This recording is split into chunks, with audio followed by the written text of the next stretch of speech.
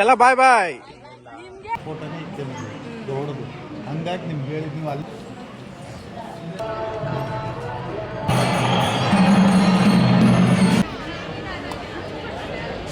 Hi friends, welcome back to my channel. ಎಲ್ಲರೂ ಹೇಗಿದ್ದೀರಾ? ನಾವೆಲ್ಲ ಚೆನ್ನಾಗಿದ್ದೀವಿ. ಇವತ್ತು ಬುಧವಾರ ಬೆಳಗ್ಗೆ ಕಡಲೆಕಾಳು ಆಲೂಗಡ್ಡೆ ಹಾಕಿ ಸಾಂಬಾರು ಮಾಡಿದ್ದೀನಿ. ಇನ್ನೊಂದು ಸ್ವಲ್ಪ ಚಪಾತಿ ಬೇಯಿಸ್ತಾ ಇದ್ದೀನಿ. ಇನ್ನೊಂದು ಸ್ವಲ್ಪ ಹಿಟ್ಟಿದೆ, ಬೇಯಿಸ್ಕೋಬೇಕು. ಇನ್ನು ಈ ಕಡೆ ಟೊಮೊಟೊ ಗೊಜ್ಜು ಮಾಡಿಟ್ಟಿದ್ದೀನಿ. ಹಾಗೆಯೇ ಈ ಕಡೆ ಚಿತ್ರಾನ್ನ ಹುಳಿ ಕೂಡ ಇದೆ. ಸೊ ಇದೆಲ್ಲ ಬೆಳಗ್ಗೆನೇ ಎದ್ದು ಮಾಡಿರೋ ಅಂಥದ್ದು, ಏನು ರೆಡಿ ಮಾಡ್ಕೊಂಡಿರಲಿಲ್ಲ. ಬೆಳಗ್ಗೆನೇ ಎದ್ದು ರೆಡಿ ಮಾಡಿದ್ದೀನಿ. ಸೊ ಇವತ್ತೇನು ವಿಶೇಷ ಅಂತ ಹೇಳಿದ್ರೆ ಮಂತ್ರಾಲಯಕ್ಕೆ ಹೋಗಬೇಕು. ಹಾಗಾಗಿ ಬೇಗ ಕೆಲಸ ಮುಗಿಬೇಕು. ಇಲ್ಲಿ ಡ್ರೈ ಫ್ರೂಟ್ಸ್ ರಾತ್ರಿ ನೆನೆಸಿರೋದನ್ನು ಮಿಕ್ಸಿ ಜಾರ್ಗೆ ಹಾಕಿದ್ದೀನಿ. ಅದು ಮಿಲ್ಕ್ ಶೇಕ್ ಮಾಡಲಿಕ್ಕೆ ಅಂತ ಹೇಳ್ಬಿಟ್ಟು ಅಂತ ಏನು ತಿಂಡಿ ಮಾಡ್ತಾಯಿಲ್ಲ. ನಾನು ನನ್ನ ಮಗ ಇಬ್ಬರೇ ಇರೋವಂಥದ್ದು. ಈಗ ಆಲ್ಮೋಸ್ಟು ಅಡುಗೆ ಮನೆ ಕೆಲಸ ಎಲ್ಲ ಮುಗೀತು. ಟೈಮ್ ನೋಡಿ 6:45 ಅಷ್ಟೇ. ಅಡುಗೆ ಮನೆ ಕೆಲಸ ಒಂದು ಮುಗಿದ್ಬಿಟ್ರೆ ಇನ್ನು ಆಮೇಲಿಂದ ಉಳಿದಿದ್ದ ಕೆಲಸ ಮಾಡ್ಕೋಬೋದು. ಇನ್ನು ನನ್ನ ಮಗನಿಗೆ ಎಕ್ಸಾಮ್ ನಡೀತಾ ಇದೆ, ಹಾಗಾಗಿ ಅವನು ಬರ್ತಾಯಿಲ್ಲ. ಇವಾಗ ಅವನಿಗೆ ಮಿಲ್ಕ್ ಶೇಕ್ ಮಾಡಿಕೊಟ್ಟೆ. ಸೊ ಇವಾಗ ಕಿಚನೆಲ್ಲ ಕ್ಲೀನ್ ಮಾಡಿಬಿಟ್ಟು ಈಚೆನಲ್ಲಿ ನೀರು ಬರುತ್ತೆ, ಪಾತ್ರೆ ಎಲ್ಲ ತೊಳಿಬೇಕು. ಮತ್ತು ಮನೆ ಕಸ ಎಲ್ಲ ಗುಡಿಸಿ ಒರೆಸಿದ್ದೀನಿ. ಎಲ್ಲ ಕೆಲಸನೂ ಮಾಡಿಬಿಟ್ಟು ಹೋಗಬೇಕು. ನಾನು ಪಾತ್ರೆಗಳು ಎತ್ಕೊತಾ ಇದ್ದೆ, ಹಾಗೆ ಆ ಅಜ್ಜಿ ಬಂದರು. ನಾನು ವೀಡಿಯೋ ಮಾಡಿಕೊಂಡು ಕೆಲಸ ಮಾಡ್ತಾಯಿದ್ದೆ. ನಂದು ಒಂದು ಫೋಟೋ ತೆಗಿಯವ ಅಂದರು. ಹಾಯ್ ಫ್ರೆಂಡ್ಸ್, ಇವಾಗ ಟೈಮ್ 10:30 ಆಗಿದೆ. ಇನ್ನೇನು ಬಸ್ ಬರುತ್ತೆ, ಹೊರಡಬೇಕು. ಇಷ್ಟೋ ತನಕ ಆಯಿತು ಕೆಲಸ ಆಗೋವಂಥದ್ದು. ಎಲ್ಲ ಕೆಲಸನೂ ಮುಗಿಸ್ಬಿಟ್ಟು ಹೊರಡಬೇಕಲ್ಲ. ಅವನಿಗೂ ಎಕ್ಸಾಮ್ ಇದೆ, ಹಾಗಾಗಿ ಅವನು ಏನು ಮಾಡ್ಕೋ ಅಂತ ಅನ್ನೋಕ್ಕಾಗಲ್ಲ. ಜಸ್ಟ್ ಬಿಸಿ ಮಾಡ್ಕೊ, ಊಟ ಮಾಡು ಅಂತ ಹೇಳ್ಬಿಟ್ಟು ಅಂತ ಎಲ್ಲ ಕೆಲಸನೂ ಮುಗಿಸಿದ್ದೀನಿ. ಇದೇ first time long train journey. ನೋಡೋಣ ಹೇಗಿರುತ್ತೆ ಅಂದ್ಬಿಟ್ಟು ಅಂತ ಎಕ್ಸ್ಪೀರಿಯೆನ್ಸು. ಆದಷ್ಟು ವಿಡಿಯೋ ಮಾಡ್ತೀನಿ, ಹೀಗೆ ನೋಡ್ತಾರೆ. Thank you. ಏನಕ್ಕೆ ಕರಿತೀನಿ ಇದು ಬ್ಯಾಗ್ ಇದು ಮಾಡ. ನನ್ನ ಬ್ಯಾಗಲ್ಲಿ ಏನು ಬಾಂಬಿಲ್ಲ ಬಾ. ಅಲ್ಲಿ ಚೆಕ್ಕಿಂಗಲ್ಲಿ ನನ್ನ ಬ್ಯಾಗ್ ಚೆಕ್ಕಿಂಗ್ ಮಾಡಿಸ್ಕೋಬೇಕಿತ್ತು. ಜಸ್ಟ್ ನಾನು ಮೂವ್ ಆಗಿಬಿಟ್ಟೆ. ಇನ್ನು ಅವರೆಲ್ಲ ಚೆಕ್ಕಿಂಗ್ ಮಾಡಿಸ್ಕೊಂಡು ಇವಾಗ ಇನ್ನೊಂದು ಅರ್ಧ ಗಂಟೆ ಟ್ರೈನ್ ಬರುತ್ತೆ. 12:30 ಆಗಿದೆ ಆಲ್ರೆಡಿ ಟೈಮು. ವೆಯ್ಟ್ ಮಾಡ್ತಾಯಿದ್ದಾರೆ. ನನ್ನ ಮಗನಿಗೆ ಎಕ್ಸಾಮ್ ಮುಗಿದ್ಮೇಲೆ ಹೋಗೋದಾ ಅಂತ ಹೇಳ್ಬಿಟ್ಟು ಅಂತ ನಾನು ಹೇಳಿದ್ದೆ. ಹಾಗಾದರೆ ನಾವು ಬರ್ತೀವಿ ಅಂತ ಹೇಳ್ಬಿಟ್ಟು ಅಂತ. ಅದಕ್ಕೆ ನಮ್ಮ ನಾದಿನಿ ಮಗ ಆಯಿತು ಅಂತೇಳಿ ಆ ಟೈಮ್ಗೆ ಬುಕ್ ಮಾಡಿದ. ಆದರೆ ಬ್ಯಾಡ್ ಲಕ್, ನನ್ನ ಮಗನಿಗೆ ಎಕ್ಸಾಮೇ ಒಂದು ವಾರ ಪೋಸ್ಟ್ಪೋನ್ ಮಾಡಿಕೊಂಡ್ರು. ಸೊ ಹಾಗಾಗಿ ಅವನಿಗೆ ಕಂಟಿನ್ಯೂಸ್ ಎಕ್ಸಾಮ್ ಇರೋದ್ರಿಂದ 3 ದಿನ ಎಕ್ಸಾಮ್ ಸ್ಟಾಪ್ ಮಾಡೋಕ್ಕಾಗಲ್ಲ ಅಂತ ಹೇಳ್ಬಿಟ್ಟು ಅಂತ ಅವನ್ನ ಬಿಟ್ಬಿಟ್ಟು ನಾವು ಇಷ್ಟು ಜನ ಹೋಗ್ತಾಯಿದ್ವಿ. ಇಲ್ಲಿ ಹೆಂಗಸರೇ ಜಾಸ್ತಿ ಇರೋವಂಥದ್ದು. ಏನೋ ಗಂಡಸರು ಅಂತ ಹೇಳಿದ್ರೆ ಮಾಮೂಲಿ ನಮ್ಮ ನಾದಿನಿ ಮಗ, ಇವ್ರು ಯಶೋದಕ್ಕನ ಮಗ, ಮತ್ತು ನಮ್ಮ ವರ್ಗಿತಿ ಮಗ, ಮತ್ತು ನಮ್ಮ ಮಾವ, 4 ಜನ ಅಷ್ಟೇ ಇರೋದು. ಇನ್ನೆಲ್ಲ ಹೆಂಗಸರೇ ಇರೋವಂಥದ್ದು. ಇವಾಗ ಎಲ್ರಿಗೂ ಅವ್ರವ್ರ ಸೀಟಲ್ಲಿ ಕೂರಿಸಿದ್ದಾಯಿತು.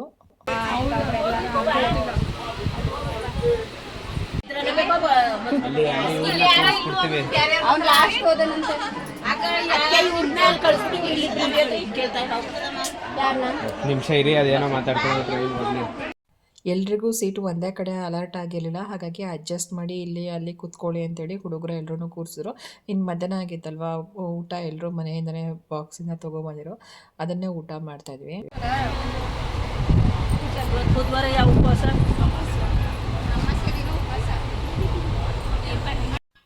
ನಾನು 2 ಚಪಾತಿ, ಟೊಮೊಟೊ ಗೊಜ್ಜು ಮತ್ತು ಸ್ವಲ್ಪ ಚಿತ್ರಾನ್ನ ತೊಗೊಂಡೋಗಿದ್ದೆ. ನೈಟ್ಗೆ ಚಿತ್ರಾನ್ನ ಅಂತ ಹೇಳ್ಬಿಟ್ಟು ಅಂತ.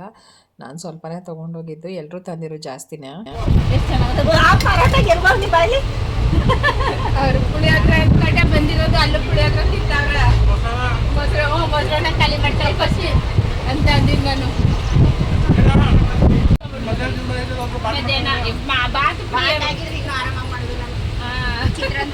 ಅದೇ ಎಲ್ಲ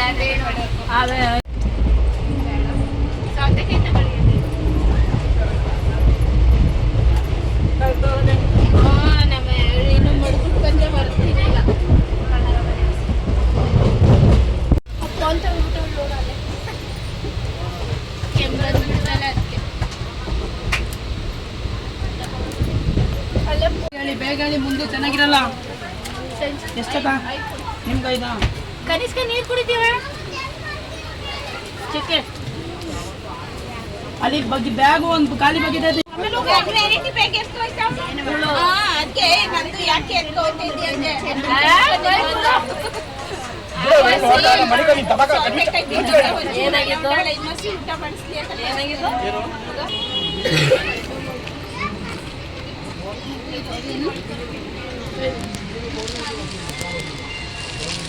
ತಿನ್ನಲ್ವೇನೆ ಬೇಡವಾ ಖಾರ ಇಲ್ಲ ತಿನ್ನು. ಎಲ್ರದ್ದು ಊಟ ಸ್ನ್ಯಾಕ್ಸ್ ಎಲ್ಲ ಆಗಿತ್ತಲ್ಲ, ಹಾಗಾಗಿ ಸ್ವಲ್ಪ ಹಾಗೆ ರೆಸ್ಟ್ ಮಾಡ್ತಾ ಇದ್ದಾರೆ. ಬೆಂಗಳೂರಿಗೆ ಬಂದಮೇಲೆ ಬೆಂಗಳೂರಿಂದ ಮಂತ್ರಾಲಯದವರೆಗೂ ಒಬ್ಬೊಬ್ಬರಿಗೆ ಒಂದೊಂದೇ ಸೀಟ್ ಇರುತ್ತೆ. ಸ್ಲೀಪಿಂಗ್ ಕೋಚ್ ಕನ್ಸಿಡರ್ ಆಗುತ್ತೆ. ಅದಕ್ಕೂ ಮುಂಚೆ ಎಲ್ಲ ಜನರಲ್ ಇರುತ್ತೆ. ಇನ್ನು ಆಲ್ಮೋಸ್ಟ್ 12 ಆಗುತ್ತೆ ಮಂತ್ರಾಲಯ ರೀಚ್ ಆಗುವಂಥದ್ದು ಮ್ಯಾಪಲ್ಲಿ. ಕಣ್ಣೀರು ಬರ್ತಾ ಇದೆ. ಜಾಗ ಎಲ್ಲ ಮಡಿಸ್ಕೊ. ಅವಳಿಗೂ ಹಂಗೆ ವಾಡ್ದು ಈಗ ಧೈರ್ಯ ಬಂತು. ಈಗ ಅದು ಇಲ್ಲಿ ಎಸೋದಿತ್ತವೆ ಇದ್ದಿದ್ದು. ಹತ್ತು ರೂಪಾಯಿ ಶೇಂಗಾ ಬಟಾಣಿ ಖಾರ ಇಲ್ಲ ತಿನ್ನು ಸವಿತಾ.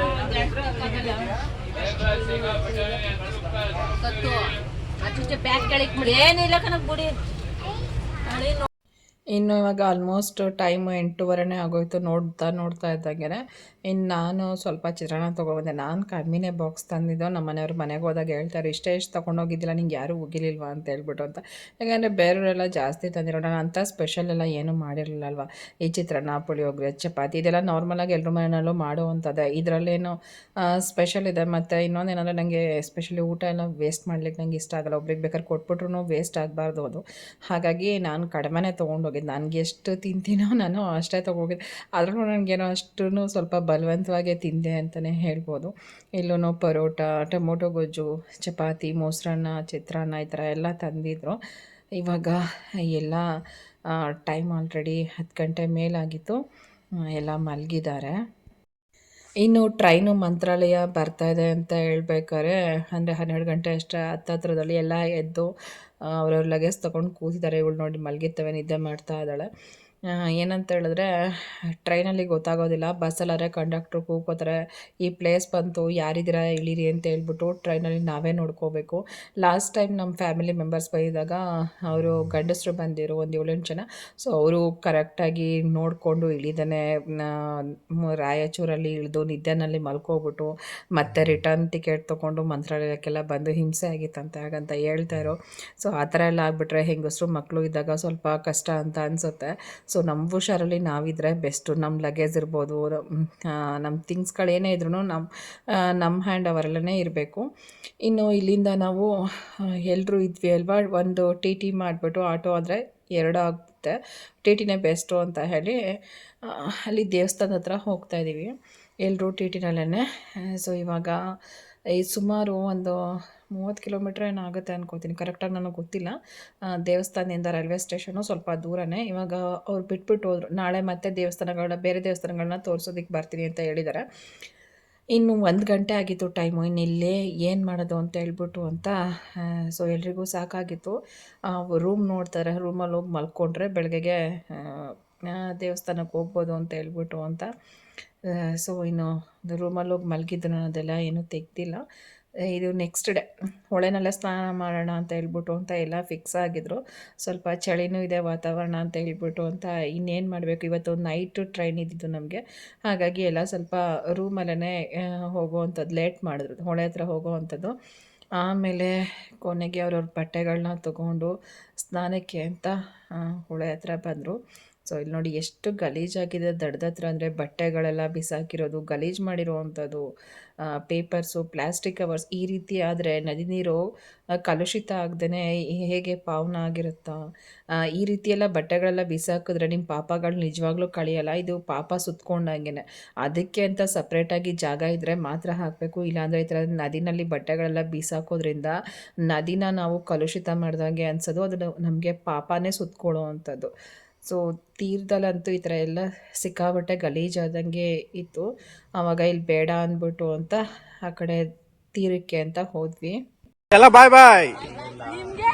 ನಾವು ನಡ್ಕೊ ಬರ್ತೀವಿ, ಇನ್ನೊಂದ್ರಲ್ಲಿ ಬರ್ತೀವಿ. ಇನ್ನು 3 ಜನ ಇವಿ ನಾವು. 4 ಜನ ತಾತ ಬರಲ್ವಂತ. ಬಾಯ್ ಬಾಯ್ ಬಾಯ್ ಮಾಡಿ ಎಲ್ಲ. Happy journey. ಮೈಸೂರು ಗಂಟೆ ಹಿಂಗೆ ಹೊಟ್ಟೋಗಿ ನೀರಲ್ಲೇ.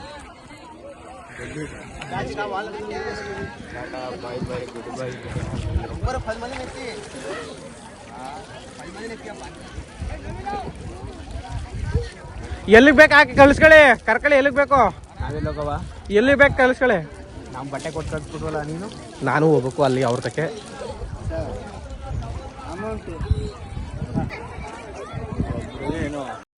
ಈ ಕಡೆ ಸೈಡೆಲ್ಲ ನೀರೆಲ್ಲ ತುಂಬಾ ಚೆನ್ನಾಗಿದೆ.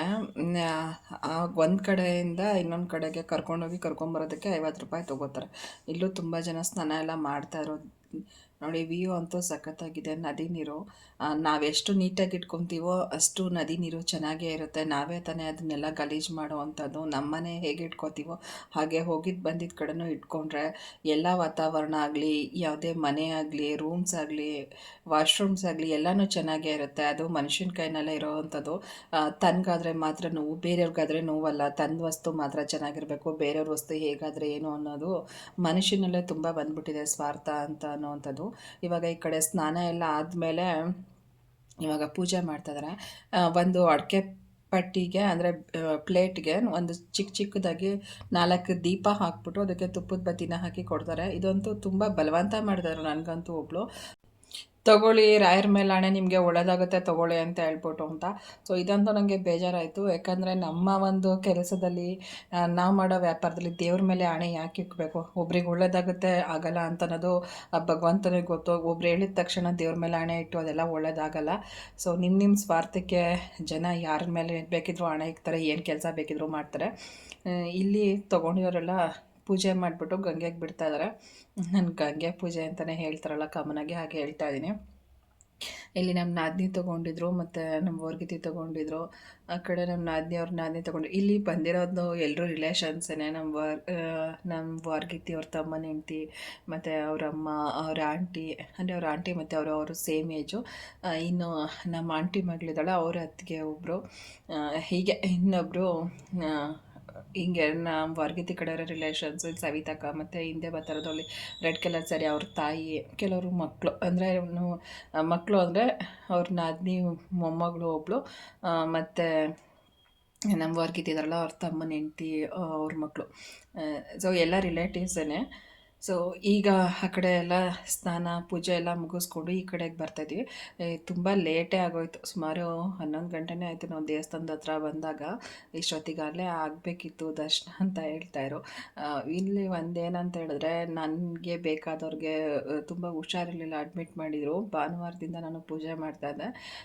ಕೆಲವೊಂದು ಪೂಜೆಗಳನ್ನ ನಾನು ಮಾಡ್ತೀನಿ, ಏನೇನು ಆರೋಗ್ಯಕ್ಕೆ ಸಂಬಂಧಪಟ್ಟಂಗೆ ಮಾಡ್ಬೋದು ಅಂತ. ಬಟ್ ಅದನ್ನೆಲ್ಲ ನನಗೆ ಫಲ ಕೊಟ್ಟಿದೆ, ಇಲ್ಲ ಅಂತ ಹೇಳಲ್ಲ.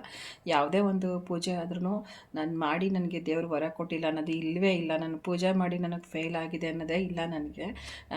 ಹಾಗೆ ನಾನು ಕೇಳ್ಕೊಂಡಿದ್ದೆ, ನನ್ನ ದೇವಸ್ಥಾನದ ಮುಂಭಾಗ ಬರೋ ಅಷ್ಟೊತ್ತಿಗೆ ದರ್ಶನಕ್ಕೆ ಅಲ್ಲಿ ಹುಷಾರಾಗಿರಬೇಕು ಅಂದ್ಬಿಟ್ಟು ಅಂತ. ಆವಾಗ ನಾನು ಇಲ್ಲಿ ಬಂದಮೇಲೆ ಫೋನ್ ಮಾಡಿದಾಗ ನಂಗೆ ಆ ಕಡೆಯಿಂದ ಬಂದು ಸುದ್ದಿ ಕೇಳಿ ನಿಜವಾಗ್ಲೂ ಖುಷಿ ಅಂತ ಅನ್ನಿಸ್ತು. ಡಿಸ್ಚಾರ್ಜ್ ಸಮ್ಮರಿ ಬರೀತಾ ಇದ್ದಾರೆ, ಇನ್ನು ಅರ್ಧ ಗಂಟೆಗೆ ಡಿಸ್ಚಾರ್ಜ್ ಅಂತ ಹೇಳ್ಬಿಟ್ಟು ಅಂತ. ಸೊ ಹೀಗೆ ದೇವ್ರು ಇದ್ದಾನೆ ಅಂತ ಹೇಳೋಂಥದ್ದು ಬರೀ ನಂಬಿಕೆ ಅಲ್ಲ, ನಾನು ಎಷ್ಟೊಂದು ಸಲ ಹೇಳ್ತೀನಿ ಅದು ಸತ್ಯ ಅಂತ ಹೇಳ್ಬಿಟ್ಟು ಅಂತ. ಇವಾಗ ಒಳಗಡೆ ಬಂದ್ವಿ. ದರ್ಶನ ಕೂಡ ತುಂಬಾ ಚೆನ್ನಾಗಿ ಆಯಿತು. ನಾನು ಈ ಸಲ ತುಂಬ ಹತ್ತಿರದಿಂದ ತುಂಬ ಮನಸ್ಸಿಟ್ಟು ಅಬ್ಸರ್ವ್ ಮಾಡಿ ನಾನು ದೇವ್ರನ್ನ ನೋಡಿರೋ ಅಂಥದ್ದು. ನಾವು ಎಂಟ್ರೆನ್ಸ್ಗೆ ಒಳಗಡೆ ಬರ್ತಿದ್ದಾಗೇ ಒಳಗಡೆ ಮಹಾಮಂಗಳಾರತಿ ನಡೀತಾ ಇತ್ತು, ಅದನ್ನು ಟಿ ವಿನಲ್ಲಿ ನೋಡಿದ್ವಿ. ಸೊ ಎಷ್ಟೋ ಜನ ಮಂತ್ರಾಲಯಕ್ಕೆ ಇಷ್ಟೊಂದು ಜನ ಬರ್ತಾರೆ ಅಂತಂದರೆ ಅದು ನಿಜವಾಗ್ಲೂ ರಾಯರ ಪವಾಡ ಅಂತಲೇ ಹೇಳ್ಬೇಕು. ಯಾಕಂದರೆ ಅವ್ರಿಗೆ ಅಷ್ಟು ಒಳ್ಳೆಯದಾಗಿರುತ್ತೆ, ಹಾಗಾಗಿ ಬರ್ತಾರೆ. ಇನ್ನೊಂದೇನೆಂದರೆ ನಂಬಿಕೆ ಇರಬೇಕು. ಮತ್ತು ನಾವು ಮಾಡೋ ಕೆಲಸ ನಿಯತ್ತಾಗೂ ಕೂಡ ಇರಬೇಕು. ಕೆಟ್ಟ ಕೆಲಸ ಮಾಡಿ ದೇವ್ರು ಬೇಕು ಅಂತಂದರೆ ದೇವ್ರು ಯಾವುದೇ ಕಾರಣಕ್ಕೂ ಕಾಪಾಡಲ್ಲ. ತುಂಬ ಜನ ಇಲ್ಲಿ ಸಿಕ್ಕಿದ್ರು. ನೋಡ್ತೀರಾ ಇಲ್ಲಿ ಬೆಂಗಳೂರ ಎಲ್ಲ ಬೆಂಗಳೂರು ಎಲ್ಲ ಫ್ಯಾಮಿಲಿ ಬಂದಿದ್ದೀರಾ ಬೆಂಗಳೂರಿಗೆ ನೋಡ್ತಾರೆ. ಶಿವಮೊಗ್ಗನ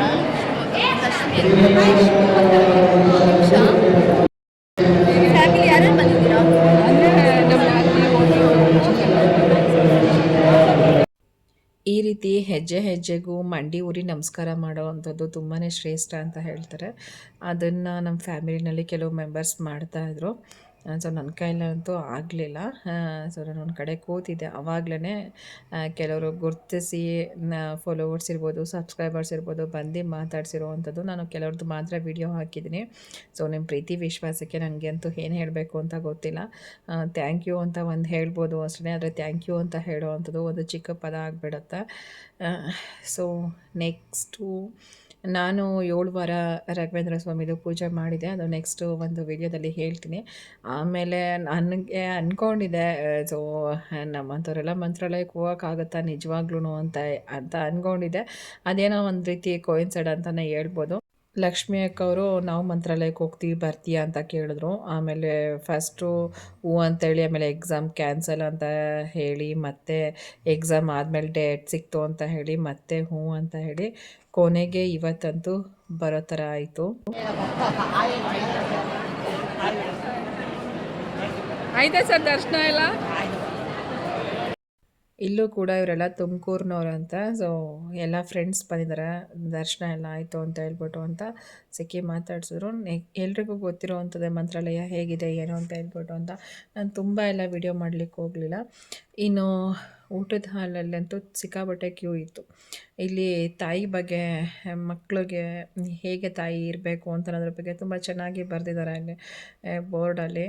ಸೊ ಊಟದ ಹಾಲು ಕೂಡ ತುಂಬಾ ನೀಟಾಗಿದೆ. ಇಲ್ಲಿ ಕೂಡ ಶಿವಮೊಗ್ಗದ ಹತ್ರ ಸಾಗರದವರು ಸಿಕ್ಕಿ ಮಾತಾಡ್ಸಿದ್ರು.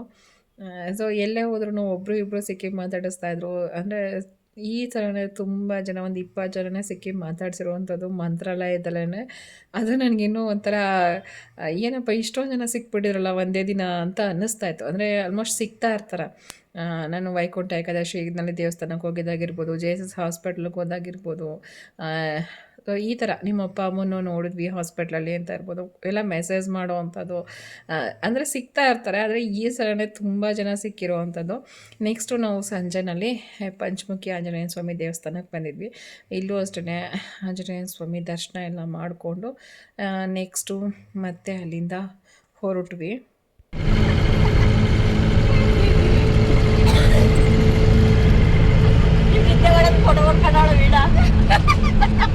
ಹೇಳಿದ್ದಾನೆ ನಿದ್ದೆ ಮಾಡ್ತಾ ಇದ್ದೀರಲ್ಲಕ್ಕ.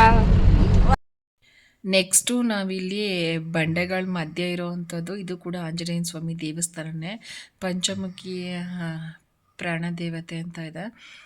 ಇಲ್ಲಿಗೆ ಬಂದಿದ್ವಿ. ಸೊ ಇಲ್ಲೂ ಕೂಡ ದೇವ್ರ ದರ್ಶನ ಎಲ್ಲ ಚೆನ್ನಾಗಾಯಿತು. ಬಂಡೆ ಒಳಗಡೆ ಇರೋವಂಥದ್ದು ಆಂಜನೇಯ ಸ್ವಾಮಿದು ಗೊತ್ತಿರುತ್ತೆ ನೋಡಿರೋ ಅಂಥವ್ರಿಗೆ. ಅದೆಲ್ಲ ಮಿರರ್ ಹಾಕ್ಬಿಟ್ಟು ತೋರಿಸ್ತಾರೆ ಗ್ಲಾಸ್ ರೀತಿಯಲ್ಲಿ. ಅಲ್ಲಿಂದ ನೆಕ್ಸ್ಟು ಸ್ವಲ್ಪ ದೂರದಲ್ಲಿ ಇಲ್ಲಿ ಲಕ್ಷ್ಮೀ ದೇವಿ ದೇವಸ್ಥಾನ ಇದೆ. ಇದು ರಾಯರ ಮನೆ ದೇವರು ಅಂತ ಹೇಳ್ತಾರೆ. ಇದೆಲ್ಲ ಬಂಡೆಗಳ ಮಧ್ಯದಲ್ಲಿ ಇರೋವಂಥದ್ದು. ನೆಕ್ಸ್ಟು ಅಲ್ಲಿಂದ ಮತ್ತೆ ಇಲ್ಲಿಗೆ ಬಂದ್ವಿ. ಪಂಚಮುಖಿ ಪಾದರಕ್ಷೆಗಳು ಅಂತ ಹೇಳ್ಬಿಟ್ಟು ಅಂತ 2 ಚಿಕ್ಕದಾಗಿ ಗುಡಿ ಇದೆ. ಸೊ ಇಲ್ಲೆಲ್ಲ ನಮಸ್ಕಾರ ಮಾಡಿಕೊಂಡು ಸುಮ್ಮನೆ ಅತಿಯಾಗಿ ಹಣ್ಣು ಕಾಯಿ ಅದೆಲ್ಲ ನಾನು ತೊಗೊಳಕ್ಕೆ ಹೋಗಲಿಲ್ಲ. ಯಾಕಂದರೆ ಬರೋ ಅಷ್ಟೊತ್ತಿಗೆ ಎಲ್ಲ ಒಂಥರ ಹಾಳಾದಂಗೆ ಆಗಿಬಿಡುತ್ತೆ. ಮತ್ತು ನಮ್ಮದು ಎಲ್ಲ ಒಗೆಯೋ ಬಟ್ಟೆಗಳ ಜೊತೆ ನಾನೆಲ್ಲ ಏನು ಇಟ್ಕೊಳ್ಳೋದು ಅಂತ ಹೇಳ್ಬಿಟ್ಟು ಅಂತ ನಾನು ಏನೂ ತೊಗೊಳಕ್ಕೆ ಹೋಗಿಲ್ಲ. ಇಲ್ಲಿ ಸ್ವಲ್ಪ ಇವರು ರೂಪಕ ಸರ ಆ ಥರದ್ದೆಲ್ಲ ನೋಡಿದ್ರು. ಸೊ ಅವ್ರಿಗದು ಆಮೇಲೆ ಕಂಫರ್ಟ್ ಅಂತ ಅನ್ನಿಸ್ಲಿಲ್ಲ. ಸೊ ಹಾಗಾಗಿ ಅವರು ಕೂಡ ತೊಗೊಳ್ಳಿಲ್ಲ. ಮಾಮೂಲಿ ಈ ತುಳಸಿ ಮಾಲೆ, ರುದ್ರಾಕ್ಷಿ ಈ ಥರ ಎಲ್ಲ ತೊಗೊಳ್ಳೋ ಅಂಥವ್ರು ತೊಗೋಬೋದು. ನೆಕ್ಸ್ಟು ನಾವು ಅಲ್ಲಿಂದ ಹೊರಟಿದ್ದು ಏಕಶಿಲೆ ವಿಗ್ರಹಕ್ಕೆ ಬರಬೇಕು ಅಂತ ಹೇಳ್ಬಿಟ್ಟು ಅಂತ. ಸೊ ಇಲ್ಲಿಗೆ ಬಂದಿದ್ದೀವಿ. ಇಲ್ಲಿ ನದಿನಲ್ಲೂ ಕೂಡ ಎಲ್ಲ ಸ್ವಲ್ಪ ಕಾಲಿಗೆಲ್ಲ ನೀರು ಹಾಕ್ಕೊಂಡು ಇಲ್ಲೂ ಅಷ್ಟೇ ವ್ಯೂ ಅಂತೂ ಸಖತ್ತಾಗಿದೆ. ಇಲ್ಲೊಬ್ಬರು ಏನೋ ಸಾಲಿಗ್ರಾಮ ಚುಂಚನಕಟ್ಟೆ ಬಗ್ಗೆ ಹೇಳ್ತಾರೋ, ನಾನು ಸಾಲಿಗ್ರಾಮದವರು ಅಂತ ಮಾತಾಡಿಸಿದ ಮೇಲೆ ಅವರು ನಂಜನಗೂಡು ಅಂತ ಹೇಳಿದ್ರು. ನಮ್ಮೂರು ಅಂತ ಕೇಳಿದಾಗ ಏನೋ ಒಂಥರ ವೈಬ್ರೇಷನ್ ಅಂದಾಗ ಅನಿಸುತ್ತಲ್ವ, ಯಾರೋ ನಮ್ಮೂರಿನವರು ಅಂತ ಅನಿಸೋ ಅಂಥದ್ದು. ಸೊ ಇಲ್ಲೂ ಕೂಡ ಏಕಶಿಲೆ ಬಗ್ಗೆ ಇದು ವಿಗ್ರಹ ಹೇಗೆ ಆಗಿದ್ದು, ಅಂದರೆ ಏಕಶಿಲೆ ವಿಗ್ರಹ ಹೇಗೆ ಕೆತ್ತಿರೋದು ಅಂತೆಲ್ಲ ಅಂದ್ಬಿಟ್ಟು ಅಂತ ಅಲ್ಲಿ ಗುರುಗಳೆಲ್ಲ ಹೇಳಿದ್ರು. ಸೊ ಅದೆಲ್ಲ ಕೇಳ್ಕೊಂಡ್ಮೇಲೆ ಇಲ್ಲಿ ಬಿಚ್ಚಲಮ್ಮಂದು ದೇವಸ್ಥಾನ ಇದೆ. ಇಲ್ಲಿ ನೋಡಿ ನಮ್ಮ ಶಿವಪ್ಪ ಎಲ್ಲೋದ್ರೂ ಇದ್ದೇ ಇರ್ತಾರೆ. ಸೊ ನೆಕ್ಸ್ಟು ಆ ಕಡೆ ಹೋಗ್ತಾಯಿದ್ದೀವಿ. ಇದು ಜಪದ ಕಟ್ಟೆ, ಇಲ್ಲಿ ರಾಯರ ಜಪದ ಕಟ್ಟೆ ಅಂತ ಹೇಳ್ಬಿಟ್ಟು ಅಂತ ಬೋರ್ಡ್ ಹಾಕಿದ್ದಾರೆ. ಇದು ಬಿಚ್ಚಲಮ್ಮನ ದೇವಸ್ಥಾನ ಈ ಕಡೆ ಸೈಡ್ದು. ಇವಾಗ ಇಲ್ಲಿ ತಾಯಿ ದರ್ಶನ ಮಾಡಿಕೊಂಡು ಇವಾಗ ಕೆಳಗಡೆ ಬಂದ್ವಿ. ಸೊ ತುಂಬಾ ಚೆನ್ನಾಗಿದೆ ದೇವಸ್ಥಾನ ಕೂಡ. ಅಂದರೆ ಈ ದೇವಸ್ಥಾನನ ಬಾಳೆಹಣ್ಣು ಮತ್ತು ಬೆಲ್ಲದಲ್ಲೇ ಅಂತ ಕಟ್ಟಿರೋ ಅಂಥದ್ದು. ಆ ಕಡೆ ಅಲ್ಲಿ ಬೋರ್ಡ್ ಹಾಕಿದ್ದು ನಿಜವಾಗ್ಲೂ ಅದು ಯಾವ ರೀತಿ ಕಟ್ಟಿದಾರೋ ದೇವ್ರಿಗೆ ಗೊತ್ತು. ಮಾತ್ರ ಬಾಳೆಹಣ್ಣು ಬೆಲ್ಲನ ಯೂಸ್ ಮಾಡಿ ಕಟ್ಟಿರುವಂಥದ್ದು ಅಂತ ಹೇಳ್ಬಿಟ್ಟು ಈ ಕಡೆ ಬೋರ್ಡ್ ಹಾಕಿದ್ದಾರೆ ನೋಡಿ. ನೆಕ್ಸ್ಟು ಅಲ್ಲಿಂದ ಇಲ್ಲೂ ಕೂಡ ಊಟ ಸಿಗುತ್ತೆ. ಊಟ ಅಂದರೆ ಅಡುಗೆ ಎಲ್ಲ ಇಷ್ಟು ಜನಕ್ಕೆ ಅಂತ ಮಾಡಿಸ್ತಾರಂತೆ. ಆ ಕಡೆಯಲ್ಲಿ ಮಾಡಿ ಎಲ್ಲ ಪಾತ್ರೆಗಳೆಲ್ಲ ತೊಳಿತಾ ಇರೋದು. ರಾಯರಿಗೆ ಬಳಸಿದಂಥ ಕಲ್ಲು, ಈ ಜಪದ ಕಟ್ಟೆ, ಇದು ಭಿಕ್ಷಾಟನೆದು, ಹಾಗೆ ಇಲ್ಲೊಂದು ಮರ ಇದೆ. ಇದನ್ನೆಲ್ಲನೂ ನೋಡಿಕೊಂಡು ನೆಕ್ಸ್ಟು ನಾವು ಹೊರಟ್ವಿ. ಸೊ ಈ ರೀತಿ ಆಟೋದಲ್ಲಿ ಹೋಗುವಂಥವ್ರು ಹೋಗ್ತಾರೆ. ಇಲ್ಲಿ ಗೋಶಾಲೆ ಕೂಡ ಇದೆ. ನೆಕ್ಸ್ಟು ನಾವು ಬಂದಿದ್ದು ಅಪ್ಪಣ್ಣಾಚಾರ್ಯರ ಮನೆಗೆ. ಇಲ್ಲಿ ರಾಯರು ವಿಶ್ರಾಂತಿ ಪಡಿತಿದ್ದಂಥ ಸ್ಥಳ ಅಂತ. ಇದನ್ನು ಹಾಗೆಯೇ ಸಗಣಿನಲ್ಲಿ ತಾರಸೆನೇ ಇಟ್ಕೊಂಡಿರೋ ಅಂಥದ್ದು. ಸೊ ಈ ಮನೆನ ಇನ್ನೂ ನೀಟಾಗಿ ಮೇಂಟೈನ್ ಮಾಡಿದ್ದಾರೆ. ಸೇಮ್ ಅದೇ ಕಂಬಗಳು, ಸೊ ಅದೇ ರೀತಿ ಹಂಚಿನ ರೀತಿ, ಮತ್ತು ಇಲ್ಲಿ ಬುಕ್ಸ್ ಎಲ್ಲ ಮಾರೋ ಅಂಥದ್ದು ಕೂಡ ಇದೆ. ನಾನಿಲ್ಲಿ ಪರಿಮಳ ಗ್ರಂಥ ಅನ್ನೋದ್ರ ಬಗ್ಗೆ ಕೇಳಿದೆ. ಸೊ ಅದ್ರ ಬಗ್ಗೆ ಅವ್ರು ಸ್ವಲ್ಪ ಇನ್ಫಾರ್ಮೇಷನ್ಸ್ನ ಹೇಳಿದ್ರು. ಹಾಗೆಯೇ ನಾವು ಮಾತಾಡ್ತಿರೋದನ್ನು ಕೇಳಿ ಇಲ್ಲೂ ಬೇರೆಯವರು ಬೆಂಗಳೂರವರು ಕೂಡ ನಮ್ಗೆ ಅದ್ರ ಬಗ್ಗೆ ಎಕ್ಸ್ಪ್ಲೈನ್ ಮಾಡಿದ್ರು. ಮತ್ತು ಇಲ್ಲಿ ಕಾಯಿ ಕಟ್ಟುವಂಥದ್ದು, ಇದು ಯಾವ ಮರ ಅಂತ ಅಂದ್ಬಿಟ್ಟು ಅಂತ ನಂಗೆ ಗೊತ್ತಿಲ್ಲ. ಸೊ ಮನೆ ಒಳಗಡೆಯಿಂದ ಆಚೆಗೆ ಹೋಗಿರೋ ಅಂಥದ್ದು. ಇಲ್ಲಿ ಹರಕೆ ಇದ್ರ ಬಗ್ಗೆ ಅದೆಲ್ಲ ಭಕ್ತಾದಿಗಳಿಗೆ ಹೇಳ್ತಾಯಿದ್ರು. ಸೊ ಇವರೇ ನೋಡಿ ನಮಗೆ ಎಕ್ಸ್ಪ್ಲೈನ್ ಮಾಡ್ತಾರೋ. ಆಮೇಲೆ ಅವ್ರ ಹೆಂಡ್ತಿ ಬಂದು ನಾವು ನಿಮ್ಮ ಸಬ್ಸ್ಕ್ರೈಬರ್ಸ್ ಅಂತ ಬಂದು ಮಾತಾಡ್ಸಿದ್ರು. ಸೊ ಅದು ಒಂದು ರೀತಿ ಖುಷಿ ಅಂತ ಅನ್ನಿಸ್ತು, ಜನ ಗುರ್ತಿಸಿ ಮಾತಾಡಿಸ್ತಾರಲ್ಲ ಅಂತ ಹೇಳ್ಬಿಟ್ಟು ಅಂತ. ಇನ್ನು ನೈಟಲ್ಲಂತೂ ಈ ರೀತಿ ಕಾಣಿಸ್ತಾ ಇದೆ ದೇವಸ್ಥಾನ. ನಾವು ಬೆಳಗ್ಗೆಯಿಂದ ಫೋಟೋನೇ ತೆಗೊಳಕ್ಕಾಗಿರಲಿಲ್ಲ ದೇವಸ್ಥಾನದ ಮುಂಭಾಗದಲ್ಲಿ. ನಾನು ಅದನ್ನು ರವಿಕುಮಾರಿಗೆ ಹೇಳ್ತಾನೆ ಇದ್ದೆ ಒಂದು 2-3 ಸಲ, ಫೋಟೋನೇ ತೆಗ್ದಿಲ್ವಲ್ಲ ದೇವಸ್ಥಾನದ ಮುಂದೆ ಎಲ್ರದು ಅಂತ ಹೇಳ್ಬಿಟ್ಟು ಅಂತ. ಆವಾಗ ರಾತ್ರಿಗೆ ತೆಗಿಸ್ತೀನಿ ರೀ ಆಂಟಿ ಅಂತ ಹೇಳ್ತಾ ಇದ್ದ. ಸೊ ಇವಾಗ ನಾವು ರೂಮೆಲ್ಲ ವೆಕೇಟ್ ಮಾಡಿಕೊಂಡು ಮತ್ತೆ ದೇವಸ್ಥಾನದ ಹತ್ರ ಬಂದ್ವಿ. ಲಗೇಜೆಲ್ಲ ದೇವಸ್ಥಾನ ಮುಂಭಾಗದಲ್ಲಿ ಒಂದು ಸೈಡಲ್ಲಿ ಇಟ್ಟಿದ್ರು, ಬರೀ ಬಟ್ಟೆ ಕಳ್ತಾನೆ ಇದ್ದಿದ್ದು ಅಂತ ಹೇಳ್ಬಿಟ್ಟು ಅಂತ. ಇವತ್ತು ಗುರುವಾರ ಇರೋದ್ರಿಂದ ಏನೋ 5 ಥರ ತೇರು ಅಂತ ಹೇಳ್ತಾರೆ. ಸೊ ಒಂದು ಮರದ್ದು ಮತ್ತು ಚಿನ್ನದು. ನಾವು ಇಷ್ಟೇನ ನಾವು ನೋಡಿದ್ದು, ಸ್ವಲ್ಪ ಲೇಟಾಗಿತ್ತು ಬಂದಾಗ. ಜನ ಅಂತೂ ಸಿಕ್ಕಾಬಟ್ಟೆ ಇದ್ದರು. ಇವಾಗ ಇನ್ನೊಂದು ಸಲ ಕೂಡ ನಾವು ದೇವಸ್ಥಾನದ ಒಳಗಡೆಗೆ ಹೋಗಿ ದರ್ಶನ ಕೂಡ ಮಾಡ್ಕೊಬಂದ್ವಿ. ಚೆನ್ನಾಗಾಯಿತು ದರ್ಶನ. ನನಗೆ ಈ ದೇವಸ್ಥಾನದಲ್ಲಿ ಮತ್ತು ಅಂದರೆ ಒಳಗಡೆ ಹೋಗ್ಬೇಕಾದ್ರೆ ನನಗೆ 5 ರೂಪಾಯಿ ಕಾಯಿನ್ ಕೂಡ ಸಿಕ್ತು. ಯಾರಿಗೆಲ್ಲ ಈ ಥರ ಚಿಲ್ಲರೆ ಕಾಸು ಸಿಗುತ್ತೆ ಅದು ತುಂಬಾ ಒಳ್ಳೆಯದು. ಅವ್ರ ಕೈಯಲ್ಲಿ ದುಡ್ಡು ಕಾಸು ಚೆನ್ನಾಗಿ ಓಡಾಡುತ್ತೆ. ಸೊ ಇದು ನಾವು ನೈಟ್ ಊಟಕ್ಕೆ ಹೋಗಿರೋ ಅಂಥದ್ದು. ಯಾರಿಗಾದರೂ ಆ ಥರ ಚಿಲ್ಲರೆ ಕಾಸೆಲ್ಲ ಸಿಕ್ಕಿದಾಗ ಅದನ್ನು ಖರ್ಚು ಮಾಡಲಿಕ್ಕೆ ಹೋಗಬೇಡಿ, ತಂದು ದೇವ್ರ ಮನೆಯಲ್ಲಿ ಇಟ್ಕೊಳ್ಳಿ. ಇಲ್ಲ ನೀವು ದುಡ್ಡು ಇಡ್ತೀರಲ್ಲ ಕ್ಯಾಶ್ ಬಾಕ್ಸ್ ಹತ್ರ ಇಟ್ಕೊಳ್ಳಿ. ಎಸ್ಪೆಷಲಿ ಚಿಲ್ಲರೆ ಕಾಸು ಸಿಕ್ಕರೆ ತುಂಬಾ ಒಳ್ಳೆಯದು. ನನಗೆ ತುಂಬ ಸಲ ಸಿಕ್ಕಿದೆ, ನನಗೆ ಸಿಗ್ತಾನೆ ಇರುತ್ತೆ. 2 ರೂಪಾಯಿ ಇರ್ಬೋದು, 5 ರೂಪಾಯಿ ಇರ್ಬೋದು, 1 ರೂಪಾಯಿ ಇರ್ಬೋದು, ಈ ಥರ ನನಗೆ ದಾರಿನಲ್ಲಿ ಸಿಗ್ತಾನೆ ಇರುತ್ತೆ ಚಿಲ್ಲರೆ ಕಾಸು.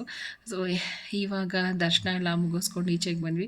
ನನಗಂತೂ ಕಾಲು ಬಿದ್ದೋಗಿತ್ತು, ಅಂದರೆ ನನಗೆ ಕಾಲು ಪೇಯ್ನ್ ಬಂದುಬಿಟ್ಟಿತ್ತು. ನನಗೆ ಜಾಸ್ತಿ ಇವಾಗ ಆಪ್ರೇಷನ್ ಆದಾಗಲಿಂದ ನನಗೆ ತುಂಬ ನಡೆಯಲಿಕ್ಕಾಗಲ್ಲ. ಎಲ್ಲ ವಾಕಿಂಗ್ ಎಲ್ಲ ಬಿಟ್ಬಿಟ್ಟಿದ್ದೀನಲ್ವಾ, ಯಾವತ್ತೋ ಒಂದಿನ ಜಾಸ್ತಿ ನಡೆದ್ರೆ ನೋವು ಬಂದಂಗೆ ಅನಿಸುತ್ತೆ. ಸೊ ಇದೊಂದು ಫೋಟೋಗೆ ಮಾತ್ರ ನಾನು ನಿಂತ್ಕೊಂಡಿದ್ದು. ಇದರಲ್ಲಿ ನಮ್ಮ ಮಾವ ಇಲ್ಲ, ಮತ್ತು ಇನ್ನೊಬ್ಬರು ನಳ್ಳಿ ಅಕ್ಕ ಇಲ್ಲ, ಅವ್ರಿಗೆ ಹುಷಾರಿಲ್ಲ ಅಂತ ಹೇಳ್ಬಿಟ್ಟು ಅಂತ ಅವರು ಹಾಗೆ ಮಲಗಿದ್ರು. ಇನ್ನು ನಾನಂತೂ ಮಲ್ಕೊಂಡಿದ್ದೆ. ಶಾಪಿಂಗ್ ಮಾಡೋ ಅಂಥವರೆಲ್ಲ ಅದು ಇದು ಏನೇನೋ ತೊಗೊಬಂದರು, ಗೊಂಬೆ, ರುದ್ರಾಕ್ಷಿ ಮಾಲೆ, ತುಳಸಿ ಮಾಲೆ ಅಂತೆಲ್ಲ ಹೇಳ್ಬಿಟ್ಟು ಅಂತ. ನಾನಂತೂ ಎಲ್ಗೂ ಹೋಗಲಿಲ್ಲ. ಇನ್ನು ನೆಕ್ಸ್ಟು ನಾವು ಟ್ರೈನ್ಗೆ ಹೋಗ್ಬೇಕಲ್ಲ, 11 ಗಂಟೆಗೆ TTಗೆ ಹೇಳಿದ್ದೀವಿ ಅಂತ ಹೇಳಿದ್ರು. ಸೊ ದೇವಸ್ಥಾನದ ಮುಂಭಾಗದಲ್ಲೇ ಮಲಗಿದ್ದು. ಆಮೇಲೆ TT ಅವರು ದೇವಸ್ಥಾನದಿಂದ ನಮ್ಮನ್ನು ರೈಲ್ವೆ ಸ್ಟೇಷನ್ಗೆ ಬಿಟ್ಕೊಟ್ಬಿಟ್ಟು ಹೋದರು. ಅದೇನೋ ಇವತ್ತು ನಮ್ಮ ಗ್ರಾಚಾರಕ್ಕೆ ಟ್ರೈನ್ ಕೂಡ ಸುಮಾರು 1 ಮುಕ್ಕಾಲು ಗಂಟೆ ಲೇಟಾಗಿ ಬಂತು. ಸೊ ಎಲ್ರಿಗೂ ನಿದ್ದೆ ಬೇರೆ ಬರ್ತಾಯಿತ್ತು. ಅಂತೂ ಇಂತೂ ಕಾದು ಸಾಕಾಗಿ ಹೋಗಿತ್ತು. ಆಮೇಲೆ ಟ್ರೈನ್ ಬಂದಮೇಲೆ ಎಲ್ಲರಿಗೂ ಇನ್ನು ರಿಸರ್ವೇಷನ್ ಇರುತ್ತಲ್ಲ ಬೆಂಗಳೂರಿಗೆ ಬರೋವರೆಗೂ, ಹಾಗಾಗಿ ಎಲ್ಲ ಮಲಗಿಬಿಟ್ರು. ಮುಗಿತಪ್ಪ ಟ್ರಿಪ್ಪು, ಹೆಂಗಿತ್ತು? ಚೆನ್ನಾಗಿತ್ತಾ? ನಿಂಗೆ ಚೆನ್ನಾಗಿತ್ತಾ?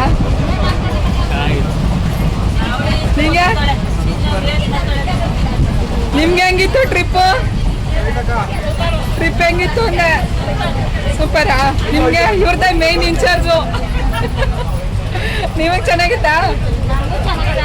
ನೀವು ಚೆನ್ನಾಗಿರ್ಲಿಲ್ವಾ? ಎಲ್ರಿಗೂ ಚೆನ್ನಾಗಿತ್ತಾ? ನಿಂಗೆ ಚೆನ್ನಾಗಿತ್ತವ? ಸಿಕ್ಕಿದ ಕಡೆ ಎಲ್ಲ ಚೆನ್ನಾಗಿ ತೀಸ್ತಲ್ಲ ನಿಮ್ಮಮ್ಮ. ಇವಳೇ ಜಾಸ್ತಿ ಅಂಗಡಿ ಖರ್ಚು ಮಾಡಿದವಳು.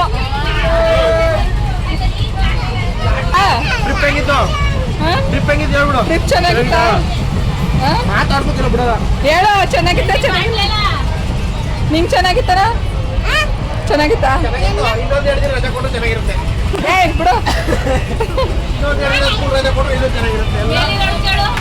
ನಿಮ್ಗೆ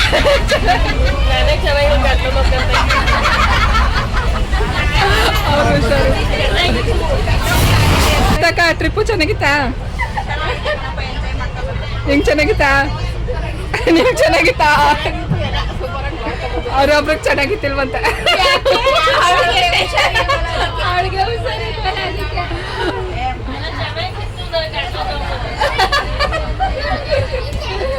ಹೆಂಗ್ ಚೆನ್ನಾಗಿತ್ತಾ? ನಿಂಗೆ ಚೆನ್ನಾಗಿತ್ತಾ? ಇನ್ನು ಬೆಳಿಗ್ಗೆ ಟ್ರೈನಲ್ಲೇ ತಿಂಡಿ ಮಧುರುಡೆ ಟೀ ಕಾಫಿ ಎಲ್ಲ ಕುಡ್ಕೊಂಡು ಟೈಮ್ ಪಾಸ್ ಅಂತೂ ಆಯಿತು. ಬುಧವಾರ ಮಧ್ಯಾಹ್ನ ನಾವು ಟ್ರೈನಿಂದ ಹೊರಟಿದ್ದು. ಬುಧವಾರ ನೈಟ್ ಮಂತ್ರಾಲಯಕ್ಕೆ ಹೋಗಿ ಗುರುವಾರ ನೈಟ್ ಮಂತ್ರಾಲಯ ಬಿಟ್ಟು ಶುಕ್ರವಾರ ಮಧ್ಯಾಹ್ನ ನಾವು ಮೈಸೂರು ರೀಚ್ ಆದ್ವಿ. ಸೊ ಇವಾಗ ಎಲ್ಲರೂ ಅವ್ರವ್ರ ಮನೆಗೆ ಹೋಗ್ತಾ ಇದ್ದಾರೆ. ಇಷ್ಟೇ ಇವತ್ತಿನ ಒಂದು ವಿಡಿಯೋ. Thank you.